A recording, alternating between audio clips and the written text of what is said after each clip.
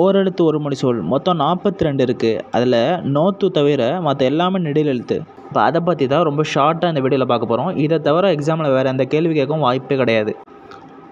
ஆ அப்படின்னா பசு, ஈ கொடு, ஊ இறைச்சி, ஏ அம்பு, ஐ தலைவன், ஓ மதகு நீர் தாங்கும் பலகை, கா சோலை, மீ பூமி, கை ஒழுக்கம், கோ அரசன், சா இறந்து போ, சி இகழ்ச்சி, சே உயர்வு, சோ மதில், தா கொடு,